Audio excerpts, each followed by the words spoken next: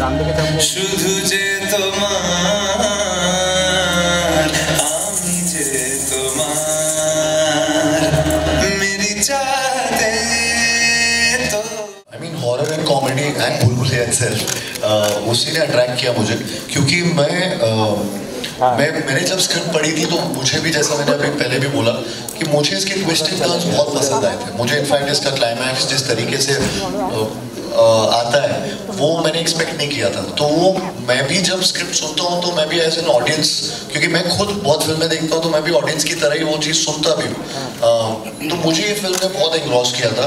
Also I was excited कि horror comedy genre भी first time मैं कर रहा था, तो एंड कॉमिकल सिचुएशंस में या कॉमेडी फिल्म्स मैंने की हुई है, बट उसमें जब हॉरर ऐड हुआ तो और ज़्यादा थ्रिलिंग सिचुएशंस मेरे लिए आ गई, तो उसमें प्ले करने का मौका मिला, वैसे एक्सप्रेशंस देना, वैसी चीज़ें करना, डरना। तो मुझे काफ़ी कुछ परफॉर्मेंस लेवल पे भी, जैसे अभी अभिजन तुम्हारा आपने देखा, उसमें भी बहुत कुछ परफॉर्मेंस लेवल पे था ये तांडव को परफॉर्म करना।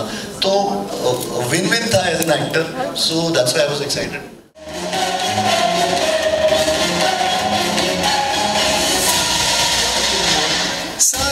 सांसों में तेरी सरगमें, अब रात मेरे लिए वो अपॉर्चुनिटी थी जो मैं ग्रैब करना चाहता था, और and I was really happy that the producers and the directors and people associated with the film, they had that belief in me, that I could carry a film as big as Bulbulaya 2. And coming back to Akshay sir के shows कोई fill नहीं कर सकता। he's a super actor जिन्होंने इतना अच्छे से इस फिल्म में परफॉर्म किया था। मैं उनका फ़ैन रहा हूँ हमेशा से, और मैं कभी भी वैसा नहीं सोच सकता।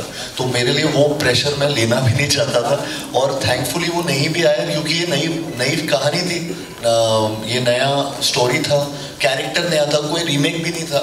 तो पूरी जब आपने फिल्म देखी तो एकदम सबने वही रिएक्ट किया जो we wanted them to react in a way which was कि यार ये नई फिल्म है और ये अपनी एक नई स्टैंडिंग लेकर खड़ी होती है, और जिसका रिजल्ट आप देख रहे हैं। सो थैंकफुली वैसा प्रेशर नहीं था। मेरी चाहते तो फिजा में बहेगी, जिंदा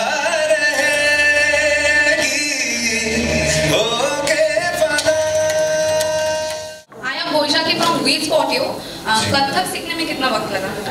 बहुत डिफिकल्ट था, काफ़ी आपने देखे मूव्स वो सब, बट चिनी प्रकाश सर और उनकी टीम उन्होंने कोई कसर नहीं छोड़ी मुझे डिफिकल्ट मूव्स ना देने की। मैं बोलता रहा थोड़ा सा इजी कर दो, लेकिन वो माने नहीं, और चीनी मिलाते रहे पूरे तांडव में।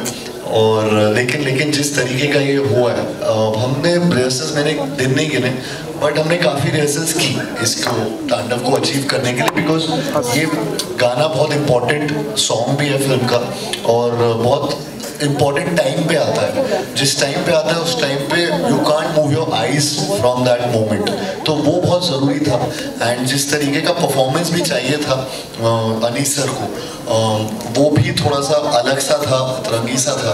तो वो दोनों का मिक्सचर करना मेरे लिए पहली बार, मैंने बहुत वेस्टर्न डांस बहुत किया है, हिप हॉप किया है, चाहे वो टाइटल ट्रैक क्यों ना हो, चाहे वो धीमे धीमे इससे पहले या सारे गाने, वो सब हिप हॉप या इंडियन सॉन्ग, ये बिल्कुल ट्रेडिशनल और तांडव और कथक ये सब का मिक्सचर था।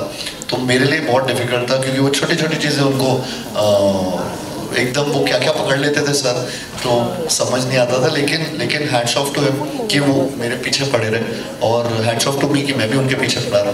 तो लेकिन वो अच्छा कोलैबोरेटिव एक एफर्ट था, एंड थैंकफुली लोगों को बहुत पसंद आया।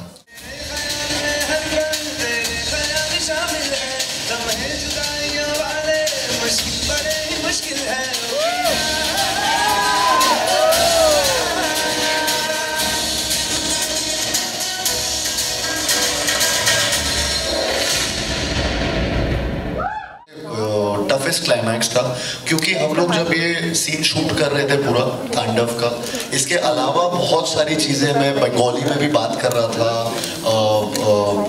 काफ़ी कुछ अलग पोजेस्ड बिहेव करना था, तो अलग लहजा था, अलग तरीके से चीज़ें करनी थी, तो बहुत मेरे लिए वो फर्स्ट टाइम था।